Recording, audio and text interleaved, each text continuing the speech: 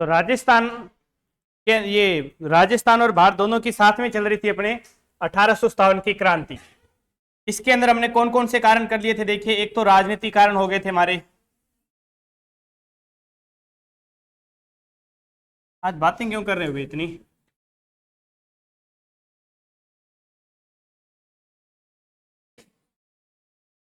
ये गुसर पुसर क्यों हो रही है आज? इसका आपको लॉस है भी, पहले बता रहा हूं। गुसर पुसर का लॉस आपको ही होगा, इसलिए गुसर पुसर मत कीजिए। यानी कि धीरे धीरे बोलना। सब स्पार्ट अलग अलग भाषा में अलग अलग शब्द आ जाते हैं। राजनीतिक कारण हो गए थे हमारे।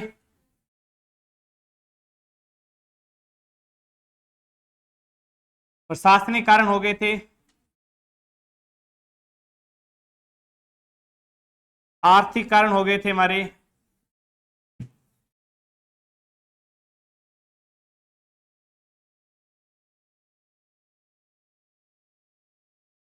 सामाजिक और धार्मिक कारण हो गए थे।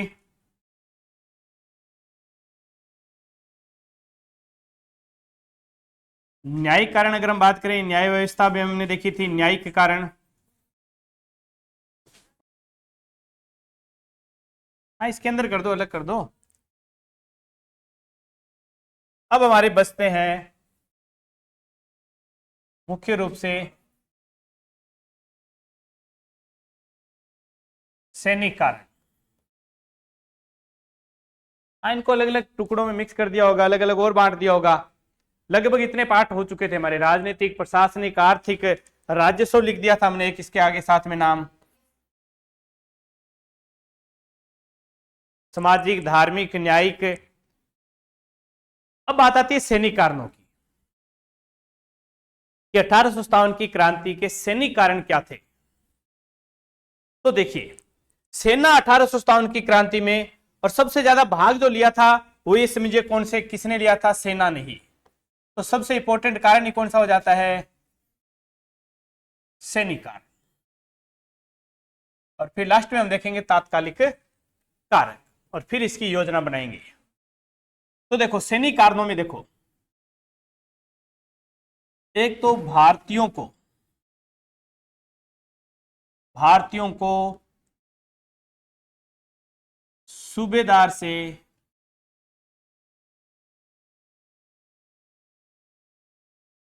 ऊंचा पद नहीं मिलता था।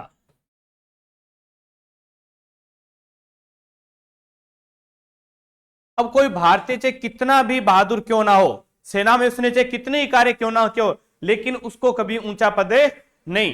फिक्स कर रखा था कि भारतीयों को हम सूबेदार से ऊंचा पद नहीं प्रदान करेंगे। तो ऊंचे से ऊंचा पद जो होता था वो कौन सा होता था भारतीयों के पास? सूबेदार का पद। एक तो ऊंचे पद नहीं मिलते थे, दूसरा अंग्रेज सेना को या अंग्रेज सैनिकों को हमेशा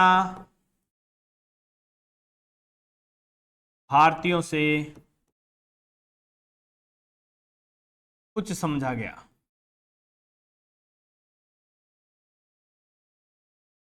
अब उच्च समझने का अर्थ क्या है? देखो, भेदभाव सीधा सीधा क्या होता था कि अगर मान लो एक अंग्रेज सैनिक जा रहा है और एक भारतीय सैनिक जा रहा है, दोनों ने एक जैसा ही काम किया है, तो अंग्रेज को तो पदोन्नति मिल जाएगी ज्यादा और भारतीयों को मिलेगी थोड़ी सी। उसको समान मिलेगा। अगर पुरस्कार स्वरूप कोई राशि भी देंगे तो अंग्रेज को मान लो 100 रुपए दिए तो भारतीयों को देंगे वो 10 से 20 रुपए। यह भेदभाव था कि अंग्रेज सैनिकों को हमेशा उच्च समझा जाता था, उन्हें अधिक सम्मान दिया जाता था, जबकि भारतीयों को उतना सम्मान नहीं मिलता था। 1850 में डाक विधेयक द्वारा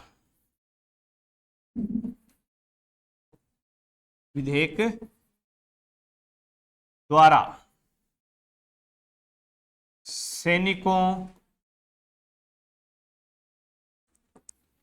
को मिलने वाली मुफ्त डाक सेवा को बंद कर दिया।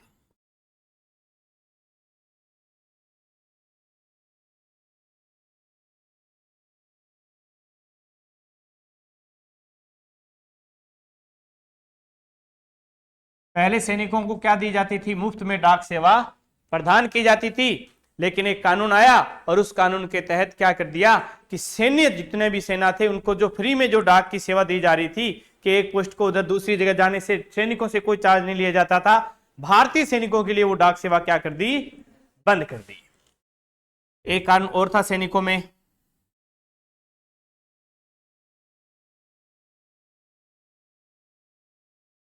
समुंदर पार, समुंदर पार जाने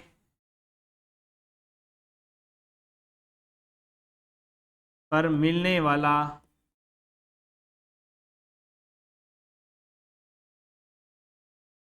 भत्ता भी बंद कर दिया। एक तो भारतीय सैनिक धार्मिक रूप से ऐसा मानते थे कि हम समुद्र से पार जाकर युद्ध नहीं करेंगे, क्योंकि वो कहते भारत की भूमि में हम लड़ सकते हैं लेकिन भारत से बाहर जाकर हमें नहीं लड़ेंगे। समुद्र पार जाना वो उनका एक धार्मिक कान भी माना जाता था कि समुद्र से पार जाकर नहीं लड़ेंगे। फिर कुछ सैनिक तैयार हो जाते थे क्योंकि उनको लालच दिया जाता था, वो लालच भी यहां पर क्या कर दिया 1950-55 के अंदर ये विधेयक जारी किए और इनको ये जो भत्ता मिलता था समुद्र पार जाने का, ये भत्ता भी बंद कर दिया।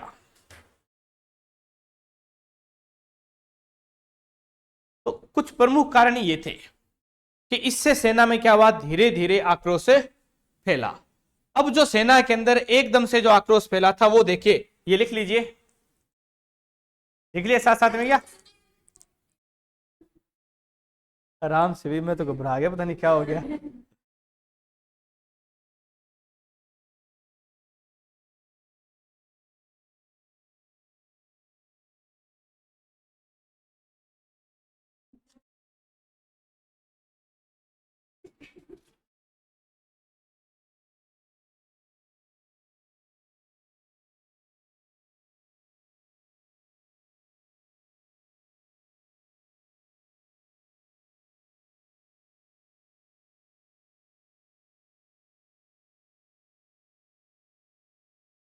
ये डाक विधेयक 1854 में आया था। अभी इसे ही कर लेना, 1850 लिख दिया था मैंने, 1854 में डाक विधेयक।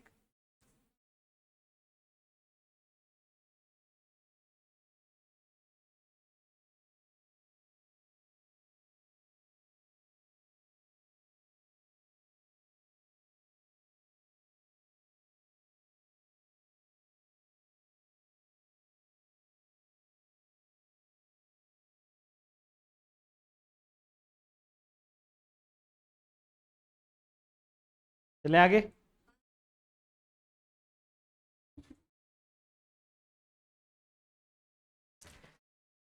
हाँ, अब सबसे महत्वपूर्ण कारण जो आता है वो देखिए, ये आराम से सुनना फिर आराम से लिख लेना, लिखने के लिए टाइम दे दूंगा। देखिए इस समय वायसराय बदल गया था, कौन आ गया था? Lord Canning. Lord Canning, Lord Canning आया था 1857। लॉर्ड कैनिंग आया था 1857 की इनिंग खेलने, यानी कि 1857 की इनिंग में कौन आया? कैनिंग। कैनिंग के आते ही एक बहुत बड़ा बदलाव होता है, जिसकी वजह से इसने आते ही क्या किया, यहां पर जो सैनिक होते थे उनके पास एक राइफल होती थी, brown base rifle. Brown base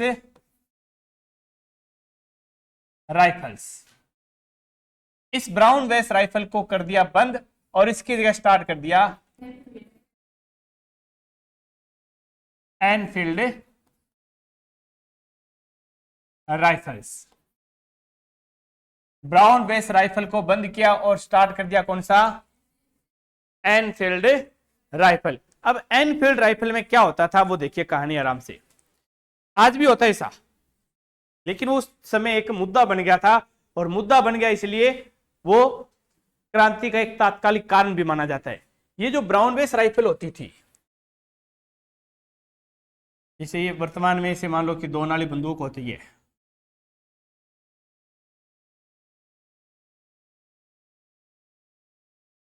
ऐसी सी होती है थोड़ी बहुत, इसके अंदर यहां पर वो डलती है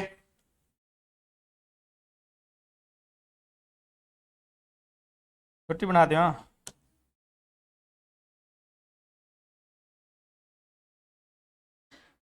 ये जो गोलियां होती थी ना इसमें, उसमें क्या होता था कि उसकी जो ऊपर की केप होती थी वो चमड़े की बनी होती थी, कि गोली को चलाना है तो वो चमड़े की केप को आप उतारोगे और फिर उस गोली को चलाओगे। अब वो चमड़े की केप होती क्यों थी, आज भी होती है। कहां पर?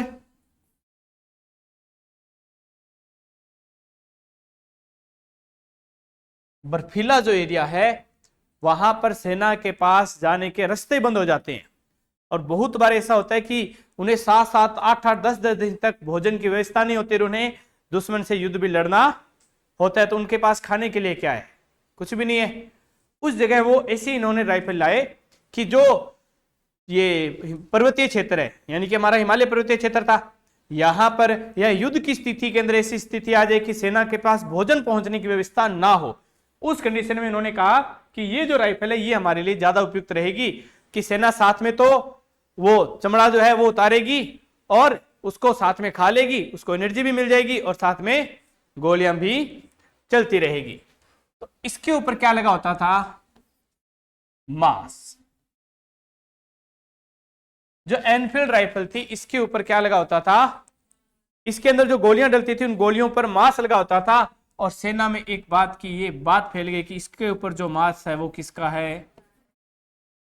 गाय। और गाय का मांस। जिसने भी ये बात फैलाई बहुत सोच समझ कर फैलाई। सत्य थी, असत्य थी, इस पर तो आज तक विवाद है। मैं आपको ये कह दूं कि ये बात एकदम सत्य थी तो बहुत सारी पुस्तकें ऐसी लिखती है कि ये बात निराधार थी। अगर मैं ये कह दूं आपको कि ये बात सत्य नहीं थी, तो बहुत सारी ऑथेंटिक बुकों में भी ऐसा लिखा हुआ है कि ये बात एकदम सत्य थी।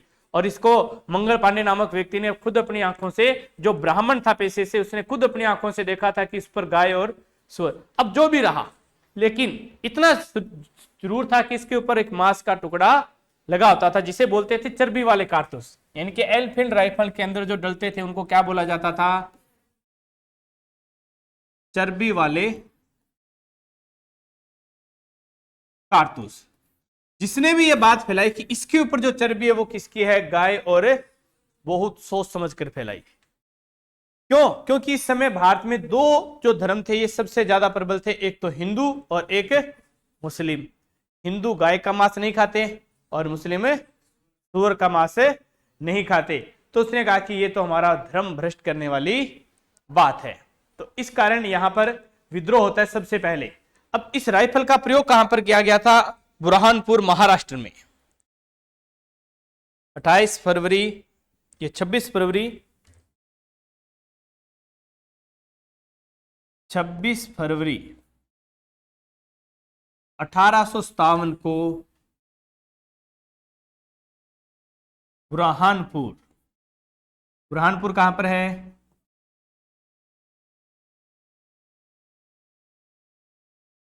26 फरवरी 1857 को बुरहानपुर महाराष्ट्र के अंदर पहली बार एनफील्ड राइफल का प्रयोग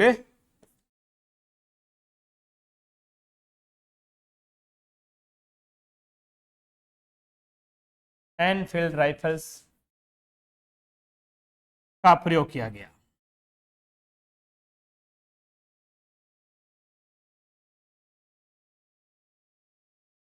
तो कहा जाता है इसके जो कारतूस थे, चर्बी वाले कारतूस जो बनाए जाते थे, ये बनाए जाते थे कहां पर?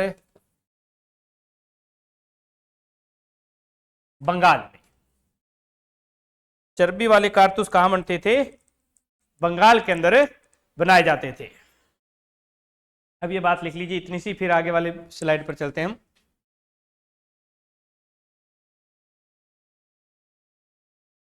हाँ, बंदूक बना लियो।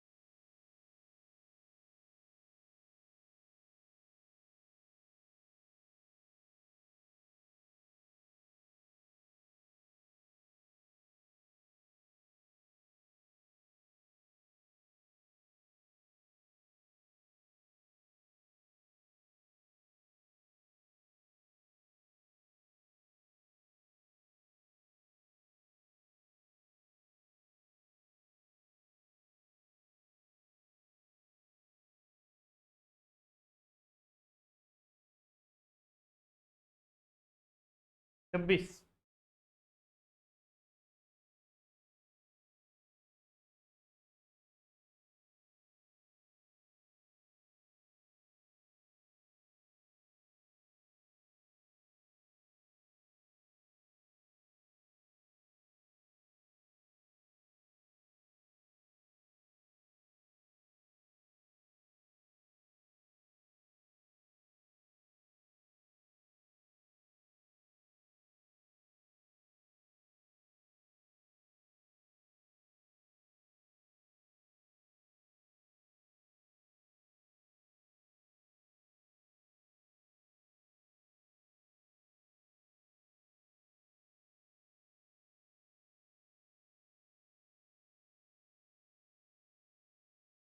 लिख लिया होगा, एक ही लाइन थी, 2 लाइन थी बस।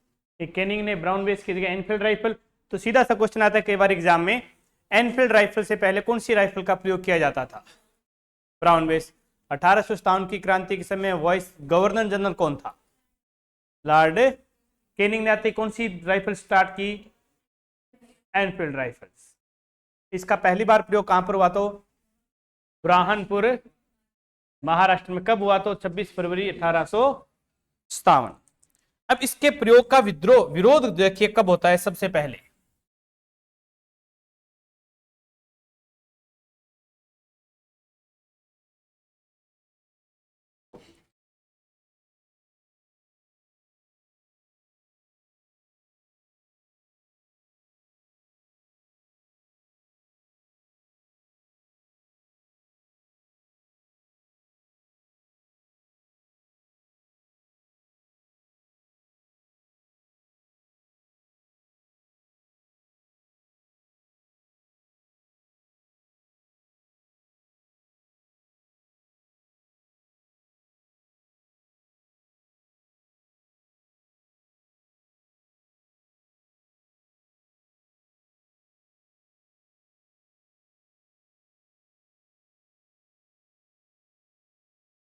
देखिए ये बंगाल वाला क्षेत्र यहां पर पड़ती है हमारे बैरकपुर छावनी, वर्तमान वेस्ट बंगाल। बैरकपुर छावनी पड़ती है पश्चिम बंगाल में। यहां पर क्या होता है देखिए कहानी, पहले आराम से देख लेना, उसके बाद आराम से लिख लेना। बैरकपुर छावनी के अंदर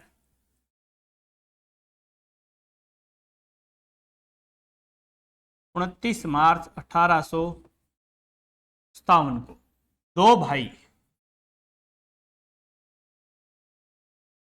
मंगल पांडे और ईश्वर पांडे, मंगल पांडे और ईश्वर पांडे, इन 2 भाइयों ने किया सबसे पहले कि ये जो कारतूस बन रहे हैं चर्बी वाले, क्योंकि मंगल पांडे सबसे पहले ये बात मंगल पांडे के पास पहुंचती है, तो मंगल पांडे और ईश्वर पांडे दोनों भाई यहां पर, ये 34वीं बंगाल रेजिमेंट थी।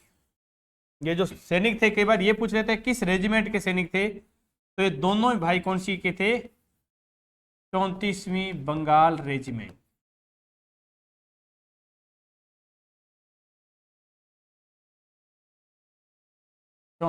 बंगाल रेजिमेंट के सिपाही थे मंगल पांडे और ईश्वर पांडे। इन दोनों भाइयों ने 29 मार्च के दिन क्या किया कि जो इनके ये ब्रिटिश अधिकारी थे सार्जेंट बाग और ये सार्जेंट मेजर ह्यूसन और लेफ्टिनेंट बाग में गए। कहां पर गए? बाग में। और हडसन गए ह्यूसन। ये 2 नाम याद रख लेना, लेफ्टिनेंट बाग और सार्जेंट मेजर ह्यूसन। पूरा नाम इनका ऐसे है, ज्यादातर बाग और हडसन बोल देते हैं, बाग और ह्यूसन, हडसन नहीं ह्यूसन।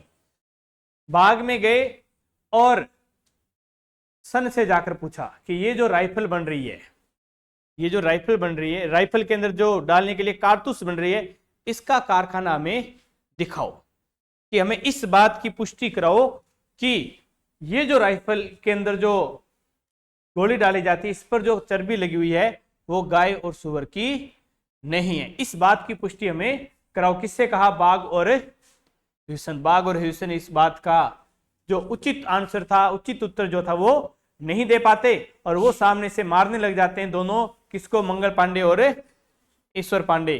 तो मंगल पांडे और ईश्वर पांडे दोनों भाइयों को गुस्सा आया और इन दोनों ने किसको मार दिया, बाघ और ह्यूसन को मार दिया।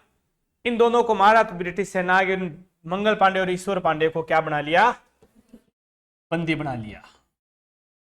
मंगल पांडे और ईश्वर पांडे दोनों भाइयों को बंदी बना लिया और बंदी बनाकर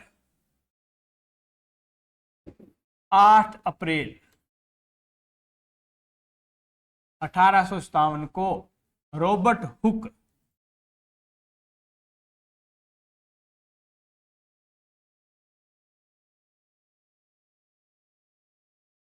रॉबर्ट हुक रॉबर्ट हुक के हुक्म से इन्हें दे दी क्या, फांसी।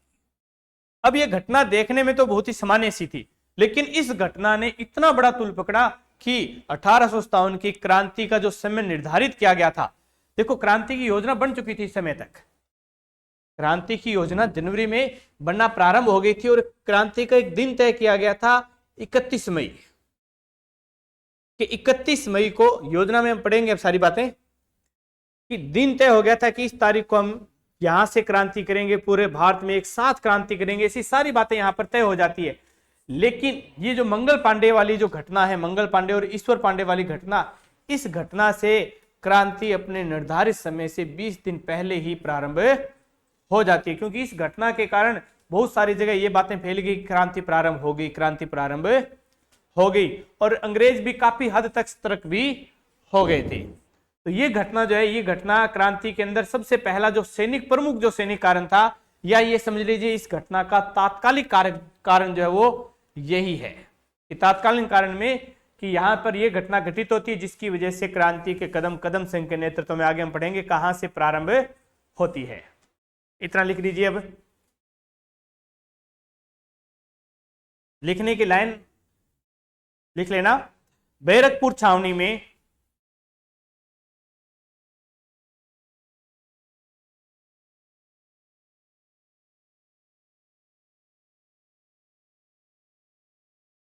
बैरकपुर छावनी में 29 मार्च 1857 को मंगल पांडे, 29 मार्च 1857 को 34वीं बंगाल रेजिमेंट, या कई बार इसको सीधा बोल देते हैं नेटिव इन्फेंट्री, NI, 34वीं बंगाल या 34वीं NI नेटिव इन्फेंट्री रेजिमेंट के सिपाही मंगल पांडे व ईश्वर पांडे, वापिस सुनिए, बैरकपुर छावनी में 29 मार्च 1857 को 34वीं बंगाल रेजिमेंट के सिपाही मंगल पांडे व ईश्वर पांडे ने लेफ्टिनेंट बाग व सार्जेंट मेजर ह्यूसन की हत्या कर दी। लेफ्टिनेंट बाग व sergeant major Hewson, sergeant major Hewson की हत्या कर दी।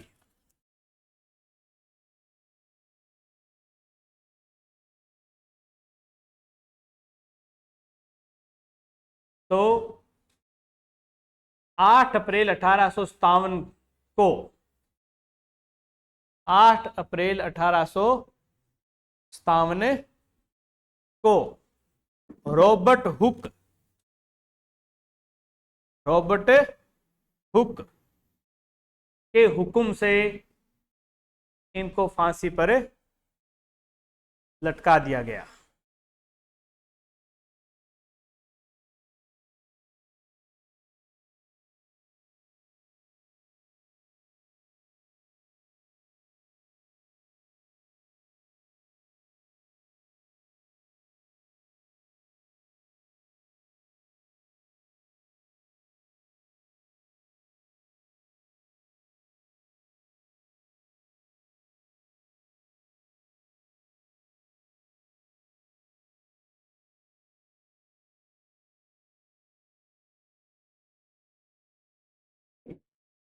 इतनी बात होगी।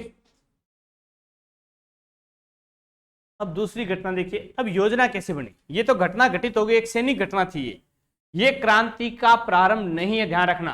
कहीं आप सोचो कि एग्जाम में क्वेश्चन आता है बहुत बार, 1857 की क्रांति भारत में कब और कहां से प्रारंभ हुई। बहुत सारे लोग तो पहला ऑप्शन ही देखे, 29 मार्च 1857 बैरकपुर छावनी। यहां से नहीं हुई है, हम आगे पढ़ेंगे, मेरठ से होगी वो क्रांति।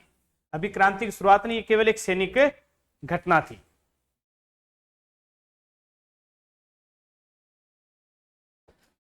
मैंने अभी पीछे बात एक दिन पहले भी चर्चा की थी हमने, क्रांति में उन्हीं शासकों ने भाग लिया जो अंग्रेजों से परेशान थे, यानी कि जिन्होंने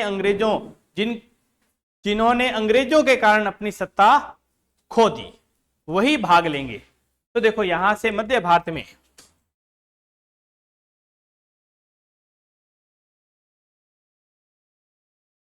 यहां पर कानपुर, ग्वालियर ये स्थान था, यहां पर था नाना साहिब। कौन है? नाना साहिब। मैंने कहा था अंग्रेजों ने, नाना साहब पेशवा के पदाधिकारी थे, पेशवा के उत्तराधिकारी थे बाजीराव के, और पेशवा के उत्तराधिकारी होने के कारण ये भी चाहते थे कि जो पेशवा को, जो 1818 की बसीन की संधि हमने चर्चा की थी एक दिन, कि 1818 में एक संधि हुई थी जिसके अंदर अंग्रेजों ने 1850 में 49 में घोषणा कर दी कि हमने जो संधि की थी वो बाजीराव से की थी, न कि पेशवा के पद से, और इसको पेंशन देना बंद कर दिया। तो नाना साहब का एक सलाहकार होता था अजीमुल्लाह,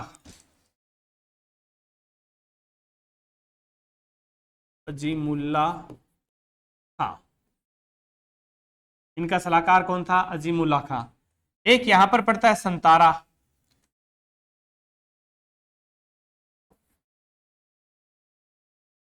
महाराष्ट्र में पड़ता है संतारा, जो 1848 में सबसे पहले हड़पा गया। ये इसको हड़पा गया तो यहां के जो शासक थे वहां के भी सलाहकार थे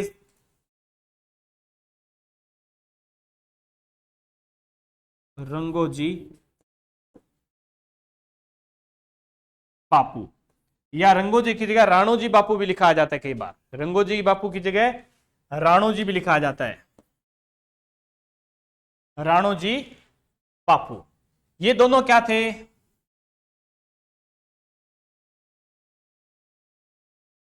सलाहकार थे। ये दोनों ही क्या थे, किस पद पर थे?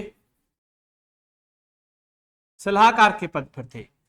और ये दोनों सलाह करने कि अपने अपने राज्य की समस्या लेकर पहुंच गए थे, कहां पर? लंदन में। और दोनों आपस में सहयोग से वहां पर मिल भी जाते हैं।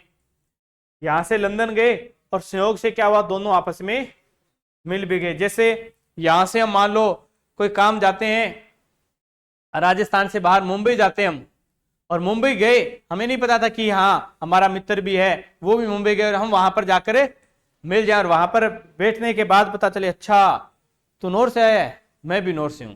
वही बात इनके साथ हुई कि मैं इंडिया से हूं, तुम भी इंडिया से। अब तो इंडिया शब्द नहीं बोलना है, क्या शब्द बोलना है? भारत। तुम भी भारत से, मैं भी भारत से। दोनों भारतीय भारतीय मिल जाते हैं और क्या बना देते हैं, लेकर तो गए थे अपने शासकों की समस्या कि इनकी पेंशन बढ़ाओ या इनको जो राज्य है वो वापस दो। मुख्य समस्या तो पेंशन की थी। राजाओं के क्या होता था, पेंशन कम मिलती थी, खर्चे, जब राजा होते थे तब उनके खर्चे ज्यादा थे। अब अंग्रेजों ने क्या कर दी, पेंशन कम कर दी। तो पेंशन कम हुई तो सीधी सी बात है ऐशो आराम कम हुए। पेंशन कम हुई तो क्या हुआ, ऐशो आराम कम हुआ। तो इन्होंने क्या किया, अपनी अपनी तरफ से, हम आगे भी पढ़ेंगे, राजा राम मोहन राय को अकबर तृतीय भेजेगा अपनी पेंशन बढ़वाने के लिए लंदन। वैसे इन्होंने भी अपनी पेंशनें बढ़वाने के लिए लंदन भेजा, और ये लंदन जाकर मिलते हैं और बना देते हैं 1857 की क्रांति की योजना। 1857 की क्रांति की योजना किसने बनाई थी? अजीमुल्लाह खां और रंगोजी बापू ने। कहां पर बनाई, ये बात भी आती है कई बार, लंदन। अब क्रांति की योजना बनी तो क्रांति में दो तीन बातें तय होगी। तिथि क्या तय हुई क्रांति की? 31 मई 1857 को। नारा भी दिया गया एक, गंगा नदी के किनारे। जब ये भारत आए तो गंगा नदी के किनारे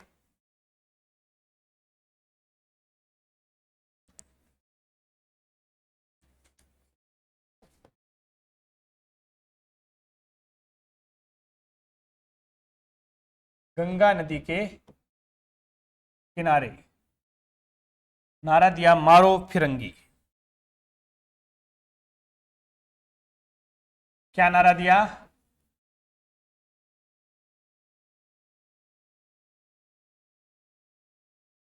मारो, गंगा नदी के किनारे मारो फिरंगी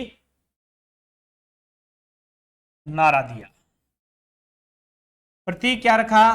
क्रांति का प्रतीक रखा था कमल और चपाती लिख दो। अच्छा, चपाती रोटी में कोई अंतर होता है क्या? अच्छा, क्या अंतर होता है बताइए? मैं बता देता हूं, अंतर होता है।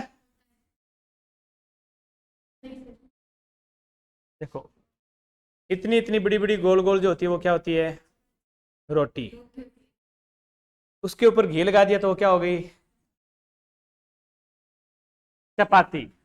चपाती रोटी में कोई अंतर नहीं होता है। कई बार बोल देते हैं चपाती, जो रोटी जिसके घी लगा होता है उसको चपाती बोल देते हैं, और सीधा घी नहीं लगा होता उसको रोटी बोल देते हैं। ऐसा कई जगह ये एग्जाम्पल दिया हुआ है। वो पूरी होती है वो। चलिए कोई बात नहीं, वो दूपड़ी रोटी होती है, परांठा बोल देते हैं जिसको। तो प्रतीक के रूप में कमल और चपाती, लेकिन यहां पर क्रांतिकारियों के पास क्या पहुंचाया गया? क्रांतिकारियों को पूड़ियां दी गई थी।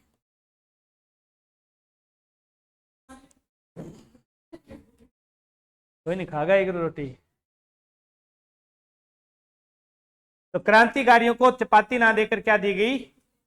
पूड़ियां दी गई थी। और कमल का फूल क्रांति के प्रतीक के रूप में था। एक गांव के सैनिक जहां पर क्रांतिकारी रुक गए थे, वो वहां उस गांव की जिम्मेदारी होती थी कि वहां के जो सैनिक रुके हैं, जो क्रांतिकारी रुके हैं, उनको खाने की व्यवस्था करते थे वो। तो ये क्रांति की योजना बनी। देखो, योजना कब बनी? एक तो नाना साहेब और एक संतारा, दोनों जो अपदस्थ नवाब थे, ये दोनों अपने अपने पद की पेंशनें बढ़वाने के लिए अपने अपने सलाहकारों, नाना साहब का सलाहकार कौन है? अजीमुल्ला खां। संतारा के अपदस्थ का नवाब का सलाहकार रंगोजी बापू। दोनों ने अपने सलाहकारों को पेंशन बढ़ाने के लिए कहां भेजा?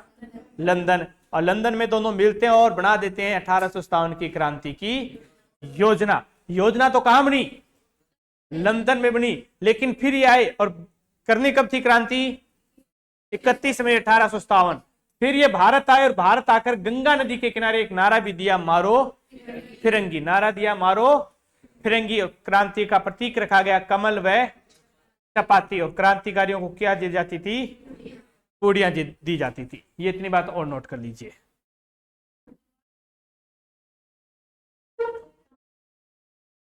पर्टिकुलर स्थान नहीं दिया हुआ, इलाहाबाद प्रयागराज समझ लीजिए, क्योंकि नाना साहब वहीं पर थे।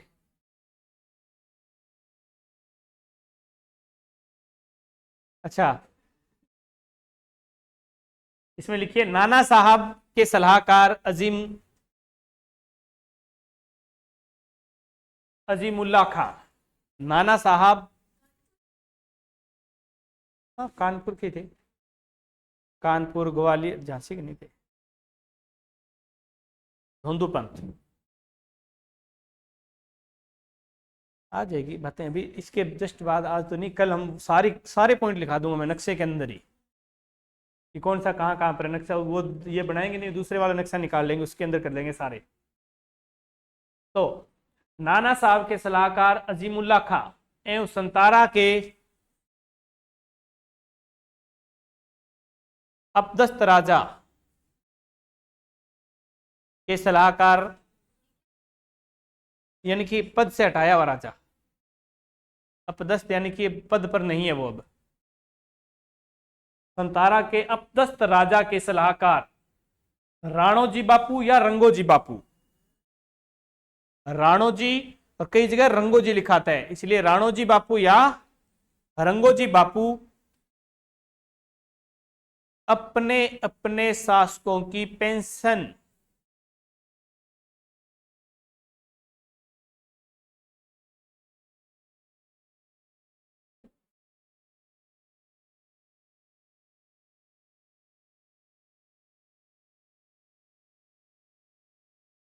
अपने अपने शासकों की पेंशन बढ़ाने एवं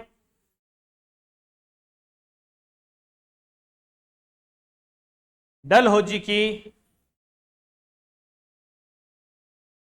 राज्य हड़प नीति के शिकार, दोनों शिकार थे राज्य की हड़प नीति के, और मैंने पहले ही कह दिया था वही शासक सहायता करेंगे जो शिकार हुए थे। डलहौजी की राज्य हड़प नीति के तहत हड़प्पे जाने का विरोध लॉर्ड डलहौजी की राज्य हड़प नीति के तहत, हाँ के शिकार बोल दीजिए, राज्य हड़प नीति के शिकार होने के कारण,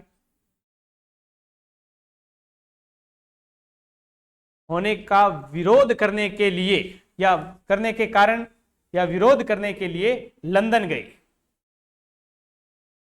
इनकी अपनी अपनी मांगे मनवाने के लिए क्या गए, लंदन गए थे।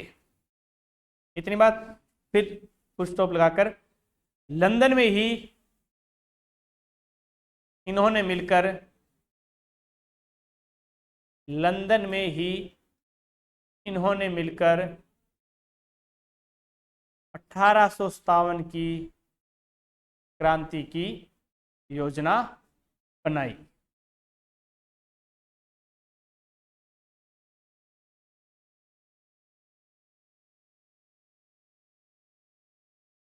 अब एक एक लाइन में तीन चार बातें न्यारी न्यारी अलग अलग लिख देना। हाँ न्यारी न्यारी लिख देना, बात एक ही है, समझ तो गए आप। सबसे पहले क्रांति का दिन, क्रांति का दिन या तिथि लिख दीजिए, नई लाइन में लिख देना क्रांति का दिन या तिथि। क्या निर्धारित की गई, क्रांति का दिन निर्धारित किया गया 31 मई 1857। क्रांति का दिन निर्धारित किया गया 31 मई 1857। गंगा नदी के किनारे मारो फिरंगी नारा दिया गया। दूसरी लाइन में लिख देना गंगा नदी के किनारे मारो फिरंगी का नारा दिया गया।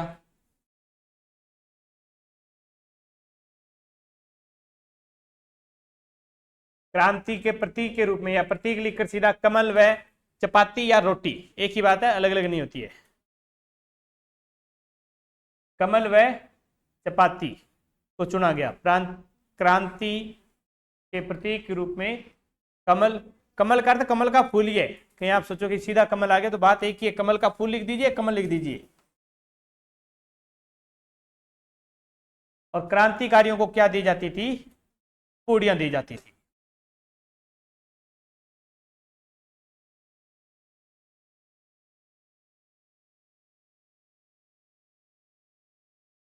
ठीक है।